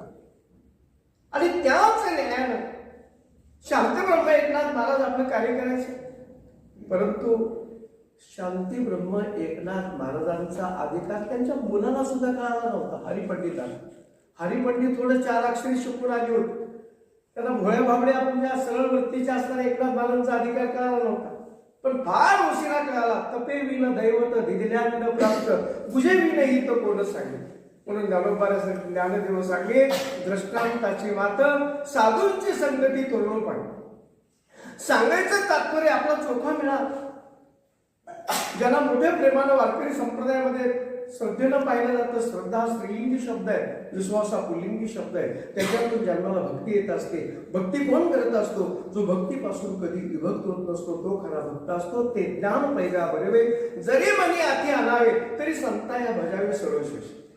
बरोबर, नामदेव महाराजांनी एकच इच्छा व्यक्त केली, तेव्हा मी कधीच तुझ्या पुढे मागणं केलं नाही. मी गुमानपर्यंत गेलो. आज शीख बांधवांची श्रद्धा असणारे नामदेव महाराज गुरुदेवांच्या आशीर्वादाने जेव्हा आपल्या ज्ञानेश्वर संस्थांच्या वतीनं दिव्य भव्य अशा प्रकारचे अखंड हरिनाम सप्ताह प्रतिवर्षी झाले. उत्तर प्रदेशामध्ये झाले. विशेषतः वृंदावन असेल, हरिद्वार असेल किंवा कुरुक्षेत्र असेल, द्वारका असेल, अशा ठिकाणी ज्या ज्या वेळेला मोठ्या प्रेमानं आपल्याला जाण्याचा योग येतो. गुमान सारख्या ठिकाणी जर आपण कधी गेला तर ऐकायला मिळतं शीख बांधवांच्या मुखातून, नामदेव महाराज म्हणजे आमचं श्रद्धा असतात, नामदेव महाराज म्हणजे आमचे ज्योती प्राण. आणि ते नामदेव महाराज जेव्हा ज्ञानेश्वर माऊलींनी आपलं संजीवन समाधी घेतलेली, ज्ञानेश्वरांनी विचार केला होता की आपलं कार्य करण्यासाठी आपण जे आलो, आपलं कार्य आता संपलेलं आहे. विल पॉवर आहे. Where there is a will, there is a way. जिथे इच्छा आहे तिथे मार्ग आहे. आणि ती इच्छा वरवरची नाही, from the bottom of heart आहे. आणि ज्ञानेश्वर माऊलींनी साकडं घातलं होतं. आणि त्याच वेळेला निवृत्तीनाथ दादा बोलले होते, ज्ञानोबा माझ्यापेक्षा लहान आपल्या थोरल्या बंधूलाच त्यांनी गुरु मानलेलं होतं. ज्ञानदेव म्हणे तरलो आता उद्धरलो गुरु कृपे. माझ्यासाठी 2 वर्षी थांबा ज्ञानोबर आहे. 16व्या वर्षी निर्णय घेतला होता ज्ञानोबर आहे. पण गुरुची आज्ञा मान्य करावी लागेल. म्हणून जाणं तेनं गुरु भजिजे तेने कृतकार्य होईजे जैसे मूळ सिंचनी सहजे शाखा पल्लव संतोषे. झाडाच्या बुडालाच पाणी घालावं माणसाला. आजकाल गुड सोडतात आणि फंटीच्या नदी लागतात लोक. मुळाला पाणी घातलं तर त्या वृक्षाला आपोआप पाणी पोचलं जातं. युवलेशी रोप लाविली द्वारी त्याचा विलू गेला गगनावरी. मोगरा फुलला फुले विचिताची बाजू खरी अशा. तसं मोठ्या प्रेमानं आपल्या गुरुची आज्ञामधून ज्ञानेश्वर माऊलींनी मान्य केली आणि 2 वर्षे स्थगिती केली समाधी घेण्यासाठी. 18 वर्षाचं वय झालं. पण आमच्या सोपानदेवाने साकडे घातलं, सद्गुरूसाठी तुम्ही दादा थांबला 2 वर्षे, आमच्यासाठी थांबा दादा 2 वर्षे. परत काही हरकत नाही काका. आपल्या छोट्या भावावर नितांत प्रेम करणारे ज्ञानेश्वर माऊली ऐकलं आणि परत वाचताना कालखंड पुढे गेला. 20 वर्षाची झाली.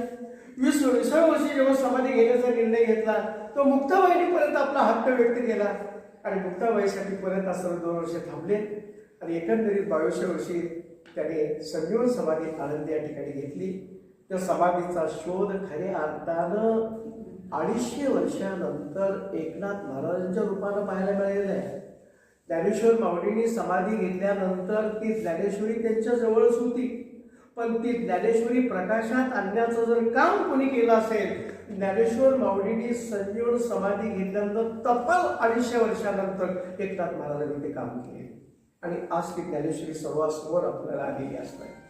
सांगायचं तात्पर्य एकच आहे की नामदेव महाराज सहकुटुंब सहपरिवार ज्ञानेश्वर माऊलींच्या संजीवन समाधी सोहळ्यासाठी उपस्थित होते. आमचे पाटील महाराज मगाशीच मला बोलून गेले, आता ओढ लागली आपल्याला सर्वांना असणारी आळंदीला जाण्याची संजीवन समाधीच्या सोहळ्याची गुरुदेवांची आशीर्वादाने. आणि त्या नामदेव महाराजांनी ज्ञानोबारायांनी संजीवन समाधी घेतल्यानंतर एक माहिती पडली. अनेक ठिकाणी बसावं, साधना करावी, चिंतन करावी, तब्बल पुढे चालून त्यांचं वय 80 वर्षाचं झालं. आणि त्यावेळेला त्यांनी विचार केला, देवा माझी इच्छा आता आपल्या चरणाजवळ मला अखंड जागा मिळाली, अखंड जागा मिळाली. नामदेव महाराज बोलून जातात, हेच देवा पै मागत चरण सेवा अखंडित, वास द्यावा पंढरीचा सदा संग हरिरसांचा, जन्म हो का भलते याती परी मी न चुके हरिभक्ती, नामा म्हणे कमलापती हेची द्यावी पुढता पुढते. नामा का मागून मागून मागितलंस रे बाळा तू? काही वेळेला आत्मसाक्षात्कार होत असतो. आपण बऱ्याच वेळेला बोलतो, काय पहाटेच्या वेळेला स्वप्न पडलो होतं, खरंच मी काय असं तल्लीन झालो होतो, मला कोणीतरी हाक मारली हो. त्या आनंदातून मी बाजूला गेलो. माझ्या नामदाव राहायला किंवा मोठ्या प्रेमानं भगवान सांगतात, नामा अरे मागून मागून का मागतोस तू? अरे सिंहासन तुझ्यासाठी रिकामं करतोय, हे सिंहासनावर बसतो, तुला पाहिजे असेल इथं तुला कायमची जागा नाही देवा, आपल्या चरणाजवळच मला जागा आहे. का तो हट्ट करतो चरणाजवळ जागा मागण्याचा? हे चोकोबार आहे, त्यांचं वागणं चोख आहे. असे चोकोबार आहे आणि चोकोबाराच्या जवळच असणारी मला जर जागा मिळाली त्या पायरीजवळ तर हजारो वारकरी आपल्या दर्शनासाठी दररोज येतात. माझा स्वार्थ आहे त्याच्यामध्ये. त्या साधू संतांच्या चरणाची धूळ सहज जरी माझ्या अंगावर पडली, संत चरण म्हणजे लागता सहज वासनेचे बीज जोडले जायचं. अनेक अभंग त्यांचे बोलण्यासारखे असणारे अथांग बनलेला सागर आहे. त्यापैकी एक फक्त आपल्यासमोर मानलेला आहे, पण पूर्ण बोलायचं म्हटलं तर बराचसा वेळ लागेल. त्या दृष्टिकोनातून संत चरण रज लागता सहज वासनेचे बीज जोडले जाईल, त्यालाच पकडून तुकाराम महाराजांनी आपला विचार मांडलेला आहे. ते सांगायचं तात्पर्य एकच या ठिकाणी मला वाटतं की भगवंताने सुद्धा मान्य केलं, काही हरकत नाही लामा, तुझी इच्छा जर तशी असेल, कारण तू लहानपणी मला माहिती आहे, देह जावो अथवा राहो पांडुरंगी ऋण भावो चरण सोडी सर्वता आन तुझी पंढरी नाता, वदनी तुझे मंगल नाम हृदय अखंडित प्रेम, जामा म्हणे केशव राजा केला नेम चालवी माझा. तुझी प्रतिज्ञा काय मला पक्की माहिती ना. तसा भीष्म प्रतिज्ञा, ज्याने आपल्या वडिलांसाठी अविरत ब्रह्मचारी पत्करलं, अविरत अविवाहित राहण्याचा निर्णय घेतला. भीष्माचार्यांचा अधिकार सामान्य नाहीये. भीष्माचार्य तरुण होते आणि तरुण अवस्थेमध्ये लग्नाची वेळ आलेली आहे, पण त्याच कालावधीमध्ये वडील त्यांची शांतनु राजा त्यांची इच्छा निर्माण झाली लग्न करण्याची. कारण सत्यवतीला त्यांनी नौकेमध्ये पाहिलं आणि अशी पत्नी आपल्या जीवनामध्ये जोडीदार असावी अशी इच्छा व्यक्त केली. त्याचा फार मोठा असणारा इतिहास आहे, परंतु ते असणारे सत्यवतीचे वडील त्याला देण्यासाठी तयार नव्हते. कारण शांतनु राजाचं पहिलं लग्न गंगेबरोबर झालं होतं. गंगा ही गंगा स्वरूप झाली होती आणि गंगेचा पुत्र असणारे भीष्माचार्य, आणि त्या असणाऱ्या भीष्माचार्यांच्या कानावर जेव्हा गोष्ट गेली, आपले वडील उदास का आहे, आपले वडील उदासीन जीवन का जगतायत. आता बऱ्याच वेळेला काही मर्यादा येत असतात, वडिलांच्या पुढे डायरेक्ट बोलता येत नसतं. थर्ड पर्सन मार्फत जेव्हा त्यांनी चौकशी केली तेव्हा चौकशीत ती माहिती मिळाली की त्यांची इच्छा दुसरं लग्न करण्याची आहे, परंतु तिचे वडील असणारे आपल्या वडिलांना ती मुलगी देण्यासाठी तयार नाही. आणि त्याच वेळेला साक्षात ज्यांची प्रतिज्ञा आपल्या पुढे सांगतोय भीष्माचार्य गेलेले आहेत आणि मोठ्या प्रेमाने साखर घातलं, मी अखंड ब्रह्मचार्याचं पालन करेन, आयुष्यभर अविवाहित राहील, परंतु माझ्या वडिलांची इच्छा तुम्ही पूर्ण करा. कारण पहिलं लग्न आणि पहिल्या पत्नीपासूनचा मुलगा कोण माझी मुलगी द्यायला तयार नाही असे असणारी त्या असणाऱ्या सत्यवतीच्या वडिलांनी आपली असणारी व्यक्त केलेली भावना होती आणि त्यासाठी स्वतः जाऊन पितामह भीष्माचार्यांनी आपली सद्भावना व्यक्त केली आणि पुढे असताना त्यांचं लग्न झालं आणि त्यांच्यापासून पुढे असणारे चित्ररंग चित्रवेडी हे पुढचं संतान असणारे त्यांचेच पुढे असणारे कौरव पांडव असणारे तेच असणारा इतिहास फार मोठा लांबला. सगळ्यात पण सांगायचं तात्पर्य नामदेव राया तुझी आता ही भीष्माचार्यासारखी भीष्म प्रतिज्ञा माझ्या डोळ्यासमोर दिसते. काही हरकत नाहीये, आपली इच्छा आहे ना पायरीजवळ जागा तथा असतो, परंतु त्याच्यात सुद्धा माझा स्वार्थ आहे नामा. मी का होकार दिलेला आहे त्याचं एकच कारण आहे, माझं नाही कोणी दर्शन घेतलं तरी चालेल, पण माझ्या नामाचं दर्शन घेतल्याशिवाय त्याची वारी पूर्ण होणार नाही. आपण बऱ्याच वेळेला आषाढी कार्तिकेला जातो. मला तर प्रामाणिक मत वशिला लावून देवाकडे कधी जाऊ नये. देवाकडे गेलं ना भगवंताचं गोड स्मरण करायचे, चंद्रभागेचं स्नान करायचे, कळसाकडे पाहायचंय, नामदेवरायाच्या चरणाकडे पाहिजे, चोकोबाराकडे पाहायचंय आणि मोठ्या प्रेमानं नरक प्रदक्षिणा करायची आहे. जिथे हरिनाम चाललेले आहे त्या हरिनामामध्ये तल्लीन व्हायचे, कानरूपी झोळीमध्ये अमृतासारखी शिकवणं असणारे साठवायचे, तो आनंद असणारा घ्यायचा आहे. जर लाईनला उभा राहून तर योगच आला पांडुरंगाच्या दर्शनाचा, काही हरकत नाहीये. सांगायचं तात्पर्य कारण भगवंतांनी सांगितलेले आषाढी कार्तिकी विसरू नका मज, सांगत तसे गुज पांडुरंग.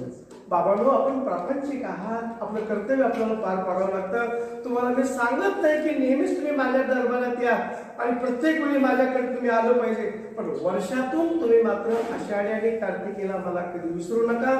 आणि म्हणून मोठ्या प्रेमानं वारकरी आपल्या आषाढी कार्तिकीच्या सोहळ्यामध्ये सहभाग असताना नोंदवतात.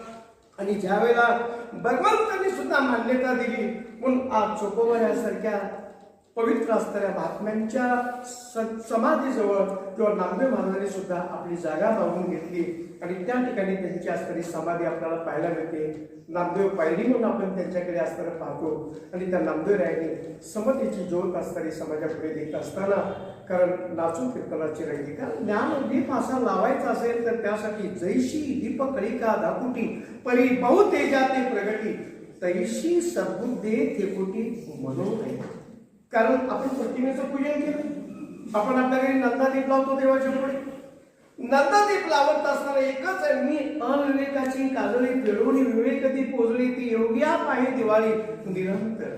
हे सदैव आमच्या जीवनात घडणं आवश्यक आहे. दिव्याची ज्योत किती जरी छोटीशी असली तरी ती दिवा प्रज्वलित केल्यानंतर तिकडे तिकडे प्रकाशाचा फैलाव करत असते. जसं काळोख्या रात्रीमध्ये दीप असताना उजळून गेल्यानंतर कसा प्रकाश होतो. प्रसंगामध्ये त्यांनी आपल्या भाषणामध्ये आताच थोडासा उल्लेख केला होता संदर्भ देऊन असताना. सांगायचं तात्पर्य संतांचे फार मोठे उपकार आहेत तुमच्या आमच्या जीवनामध्ये. चढ उताराचे प्रसंग जीवनामध्ये अनेक वेळेला भोगले, परंतु देवाच्या पुढे सर्व समान आहेत. आई वडिलाच्या पुढे एखादा लेकरू कामगार असेल, एखादा कर्मचारी असेल, एखादा शेतकरी असेल, एखादा अधिकारी झालेला असेल, आई वडील आपल्या लेकरात कधी भेद करतात तो कधीच करत नाही. तसं देव आपल्या भक्तामध्ये कधी भेद करतच नाही. देव हे प्रत्येकाच्या हृदयात येतो. तैसा हृदयामध्ये मी राहू असता सर्व सुखाचा आराम की भ्रांताचे काम विषयावरी. तो आत आहे म्हणूनच आम्ही बोलतोय. आतला एकदा निघून जाऊ द्यावर त्याला झिरो किंमत आहे. ज्या शरीरावर घ्यावं एवढं आपण प्रेम करतो त्या शरीराला कोणी स्पर्श करायला तयार होत नाही. कोणा स्नान झालं का तुमचं, कपडे बदलले का तुम्ही, बोलायला लोक सुरुवात करतात. जोपर्यंत तो आत आहे तोपर्यंत त्याची किंमत आहे. तसं परमेश्वर चराचरामध्ये सर्व घटी राम देहादी एक सूर्यप्रकाश एक सहस्रश्री. म्हणून संत महाराज सांगतात परिमळ गेलिया ओस पूर्ण देती, परिमळ गेलिया ओस पूर्ण देती. ही देहाची अवस्था तशी आहे. म्हणून एकच महत्वाची गोष्ट आहे, त्या देहामध्ये तो आहे याचं स्मरण आपल्या जीवनामध्ये असावं. आणि काही लोकांनी जेव्हा विकृत वृत्तीनं कारण भूक लागणे हा प्रकृतीचा धर्म, पण भूक लागलेली नसताना सुद्धा दुसऱ्याच्या ताटातली भाकरी आपल्या ताटात हिरावून घेणे ही माणसाची विकृती आहे. पण प्रचंड भूक लागलेला असताना सुद्धा समोरचा माणूस जर उपाशी पोटी असेल आपला हिस्सा त्याच्या ताटात टाकणे ही खरी संस्कृती आहे. म्हणून थेरॉटिकल नॉलेजच्या जोडीला प्रॅक्टिकल नॉलेजची आपल्या जीवनामध्ये फार मोठी गरज आहे. कारण नुसता सिद्धांत आपल्याकडे असून चालत नाहीये. सिद्धांताची ओळख करून घेण्यासाठी जसा दृष्टांत सांगितला जातो तसं आपल्या जीवनामध्ये जोपर्यंत आपण प्रॅक्टिकली वागत नाहीये तोपर्यंत त्याचा आनंद जीवनामध्ये कधी मिळू शकत नाहीये. आणि प्रॅक्टिकली आनंद असणाऱ्या संत मायबापाने आपल्या जीवनामध्ये विचाराला आचरणाची जोडी घेऊन असणारा केलेला आहे. तर 100 माणसामध्ये एखादा वक्ता जन्माला येत असतो, 1000 माणसामध्ये एखादा विद्वान जन्माला येत असतो. कारण याची जर विचारधारा आपण जर डोळ्यासमोर ठेवली गेली तर याचं चिंतन नेहमी डोळ्यासमोर ठेवत चला. कारण विद्वता, पांडित्य या सर्व गोष्टी तसं तर 10,000 वर्णन केलेलं आहे. खरा वक्ता काय बोलावं त्यापेक्षा काय बोलू नये त्याला कळणं फार महत्वाचं असतं. तुम्ही किती बोलला त्यापेक्षा किती महत्वाचं बोललात हा सर्वात महत्वाचा भाग असतो. आजकाल वास्तविकता विषयाला सोडून बोलणारे जगात अनेक लोक आपल्याला पाहायला मिळतात. परमार्थिक क्षेत्रात सुद्धा मी नेहमी बोलत असतो, त्याचं बाजारीकरण कधी करू नका जीवनामध्ये. काही माणसं प्रोफेशनल स्वभावाची झालेली आहेत, काही माणसं प्रॅक्टिकल स्वभावाची आहेत आणि काही माणसं इमोशनल स्वभावाची. प्राप्त परिस्थितीमध्ये नेहमी समाधान मांडणारे. पत्रम पुष्पम फलम करून ठेविले आनंद ते तैसेची राहावे चित्ते असू यावे समाधान. बरोबर आहे महाराज? आणि म्हणून जीवनामध्ये अशा संत मायबापांच्या विचाराची खरी गरज आहे. खरोखर सचिनजी पाटील, संदीपजी सांगळे यांचे फार मोठे उपकार येतो. आज हे फार मोठं असणारं धन आमच्याकडे दिलेले जे न संपणार त्या शिदुरीचं आम्ही दररोज जर स्मरण केलं गेलं तर आमची असणारी अशी एक, जशी मोबाईल आपण चार्जिंगला लावतो आणि चार्ज झाला की दिवसभर तो कामाला येतो, तशी आमची देहरूपी बॅटरी सुद्धा अधूनमधून जर चार्जिंग करून घ्यावीशी वाटत असेल तर अशा अमृतासारख्या पवित्र झाल्याची म्हणून जीवनामध्ये खऱ्या अर्थानं आज त्या ठिकाणी मला खऱ्या अर्थानं आपल्यासारख्या ज्ञानी महात्म्यांच्या समवेत बोलण्याचा योग आला. सर्व असणारे ज्ञानी महात्म्यांच्या पुढे थोडंसं जबाबदारीनं बोलावं लागत असतं. परंतु लिबरू बोबडं जरी बोलू लागलं की बोबडे बोलायचं ऐवजी नेहमी कौतुक करत असतात. तसं तुम्ही तुका म्हणे माई बापरे अवघी देवाची सुरते असे आपलं सर्वजण वडील आणि महात्मे माझ्यासमोर उपस्थित आहेत. तेव्हा आपल्यासारख्या गुणवान महात्म्यांच्या उपस्थितीमध्ये त्या ठिकाणी मला 2 शब्द बोलण्याची संधी प्राप्त होते. पुनश्च एकदा आपल्या सर्वांना अभिवादन करतो आणि मोठ्या प्रेमाने या ठिकाणी मला जे 2 शब्द व्यक्त करत असताना जे आपण ऐकून घेतलेले आहेत त्याबद्दलही पुनश्च एकदा आपल्या सर्वांच्या असताना आभार व्यक्त करून या ठिकाणी रजा घेतो. जय हिंद, जय महाराष्ट्र. धन्यवाद महाराज, आपण सखोल मार्गदर्शन केल्याबद्दल. यानंतर मी या कार्यक्रमाचे आभार मानण्यासाठी मी रसाळ सरांना विनंती करतो की या कार्यक्रमाचे आभार मानावे.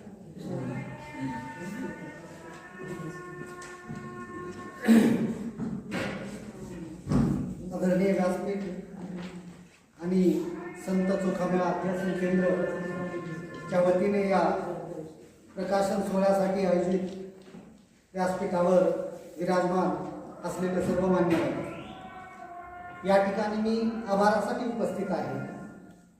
अगदी थोडक्यात आभार म्हणून मी थांबतो आहे.